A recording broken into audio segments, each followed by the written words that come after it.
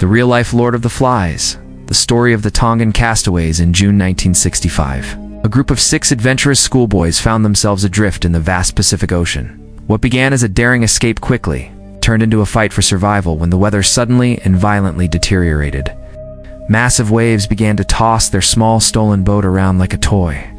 The storm was so ferocious it splintered their tiny vessel within minutes. Clinging desperately to the wreckage, the boys drifted for 8 harrowing days until they finally washed ashore on a desolate island. That island was named Ata. Miraculously, all 6 were alive. Exhausted but hopeful, they believed rescue was imminent.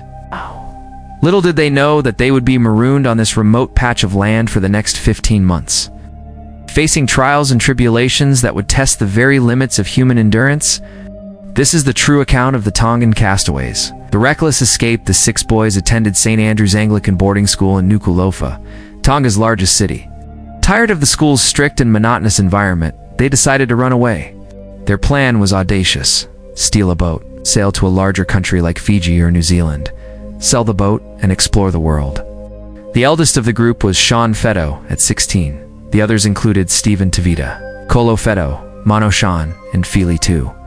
The youngest member of their crew was David Tavita, just 13 years old. They chose their target carefully: a fishing boat belonging to a local fisherman, Mr. Daniel Ohila, who lived near the school and, in the boys' estimation, was unkind. They felt justified in borrowing his boat permanently. They understood the journey would be dangerous, but anything seemed better than their current life. One evening, as twilight descended, they slipped out of the school and convinced Mr. Ohila to lend them his boat for a supposed short outing. Unseen, they sailed out of the harbor. Provisions were meager: 2 dozen bananas, a few coconuts, and a small gas burner. They foolishly believed the ocean would provide fish for the entire journey. In their excitement, they completely forgot to bring a map or a compass, a mistake that would nearly cost them everything. The storm and the drift their adventure started well, but on the first night, disaster struck. The boys, tired from the day's excitement, all fell into a deep sleep. While they slept, a sudden gale whipped up. Violent winds and towering waves battered the boat. David, waking up, desperately tried to turn the boat around and head back, raising the mainsail, but the ferocious wind immediately tore it to shreds. The boys fought to gain control, but when they tried to steer the rudder against the overwhelming force of the waves, it snapped completely. The boat was now directionless, at the mercy of the sea. Their boat eventually splintered, leaving them bobbing on the wreckage. For 8 agonizing days, they drifted. Their initial supply of food vanished quickly. To survive, they learned to catch the precious rainwater in coconut shells. They tried fishing, but without the right equipment, they failed repeatedly. The collected rainwater was so scarce that each of the 6 boys could only manage 1 sip in the morning and 1 sip at night. On the 9th day, they spotted land, Ata Island. Fearing they would miss their only chance, they intentionally crashed the broken remains of their boat onto the island's rocky shore. The wreckage was completely destroyed as it smashed against a large reef.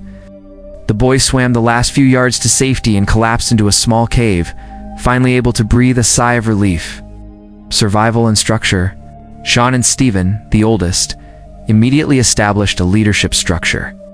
One was in charge of providing survival instructions and guiding the group, while the other focused on care and maintenance for the health and spirit of the group.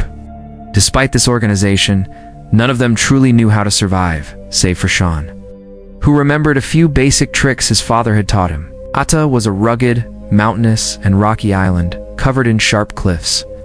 They found shelter in a cove beneath these cliffs. Their first critical need was water. They carved holes into tree trunks, using sharp stones and sticks to create makeshift cisterns to collect rainwater. This was slow. It could take 4 to 5 days to collect a drinkable amount. They also climbed the dangerous cliffs to catch seabirds. They ate the birds raw, but even more shockingly, they drank the birds' blood to supplement their meager water supply. They understood the vital necessity of fire for both cooking and signaling. They spent hours every day attempting to create a spark by rubbing 2 pieces of wood together, but they failed day after day. Life was incredibly harsh. The boys often snuck away into the jungle alone to weep, returning to the group and pretending nothing was wrong. Arguments and fights were common, but they always made up. understanding that their survival depended on unity. One day Kolo, resourceful and creative, used some salvaged wire from the wreckage, pieces of wood and an empty coconut shell to construct a rudimentary guitar. This instrument became a powerful symbol of hope. They played it, singing songs of their homeland, and even composing new tunes about their ordeal. Fire, injury, and discovery. After 6 long months, one of the boys finally succeeded. Spark caught, and they had fire. Their joy was overwhelming. They could now eat cooked food and had a permanent source of heat and a signal for rescue. They meticulously guarded the flame, ensuring it never went out, constantly feeding it wood. With fire, their diet improved. They hunted at least 2 seabirds daily. However, tragedy struck when Stephen was climbing the highest mountain on ATA to catch birds. He slipped and fell, breaking his leg. His companions rushed to him, finding him lying on a narrow ledge. The boys carried Stephen back to camp. Using branches and leaves, they created a makeshift splint, meticulously strapping his leg to keep it straight. They decided that until Stephen was fully recovered, he would do no work. Though it took months, Stephen's leg healed perfectly, a testament to their compassionate care and ingenuity. Their explorations led them to the flat summit of the mountain, where they discovered an abandoned ancient village. The buildings were ruined. They found a treasure trove: cultivated vegetables and the feral descendants of domestic chickens left behind by the last inhabitants over a century ago. They began a nightly game of catching the chickens. They amassed a flock of nearly 200 birds, but they did not slaughter them. Instead, they fed them coconut scraps and tended to them carefully, establishing a constant food source: eggs. They only ate the chicken meat during bad weather when climbing the cliffs for seabirds was too risky. After a year, they attempted to build a raft for escape. They sailed about a mile offshore before it broke apart, forcing them to swim back. It was a blessing in disguise. Had they made it further, they would have certainly perished at sea without navigation tools. The impossible rescue. After more than a year, the boys had given up hope of rescue and had fully adapted to their new life. They built permanent shelters, expanded the old gardens, and divided the labor into teams of 2: gardening, shore duty, chicken care, hunting, and fire duty. They exercised daily, knowing that idleness was a killer on the island. They even built a badminton court. One day, exploring a remote corner of the island, they found human bones. They gathered the remains, performed a solemn funeral service, and buried them, praying that they would not share the same fate. Meanwhile, a fisherman named Peter Werner, the adventurous son of a powerful Australian industrialist, was sailing home to Tonga after a fishing trip. His boat was called the Just David. As they passed near Ada, Peter's crewmates claimed to hear voices. But Peter dismissed it, believing the island to be uninhabited. Yet, he noticed a wisp of smoke. Curious, he steered closer.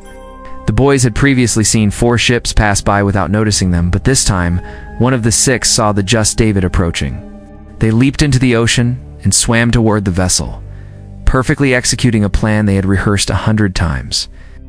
They reached the ship and spoke to Peter in perfect, clear English, explaining they had been marooned for 15 months after running away from their boarding school. Peter was stunned. He radioed the Tongan capital, describing the 6 wild-looking, long-haired boys he had found. The voice on the other end of the radio was an officer. He was overcome with emotion. "You found them. This is a miracle. We held a funeral for them 15 months ago. Everyone thought they were dead." Peter took the boys back to Tonga, but a problem awaited them. Mr. Daniel Ohila, the owner of the stolen boat, was there. He immediately pressed charges of theft against the boys, and they were taken to jail. Peter Werner was appalled. He had an idea. He would create a documentary about the boys' incredible story. The money from the film would be used to compensate Mr. Ohila for his lost boat, and in exchange, the charges would be dropped. The fishermen agreed, the boys were freed, and they were reunited with their grieving, ecstatic families. Stephen was taken to a doctor. The medical professionals were astonished at the rudimentary yet effective splint the boys had crafted with sticks and leaves it had saved his leg and allowed him to walk again. The boys returned to Ottawa with Peter Werner a few weeks later to film the documentary, which aired on Australian TV in 1966. Peter Werner was so impressed by their resilience and teamwork that he later hired the 6 young men to work on his fishing crew, concluding that he had much to learn from their incredible triumph over adversity.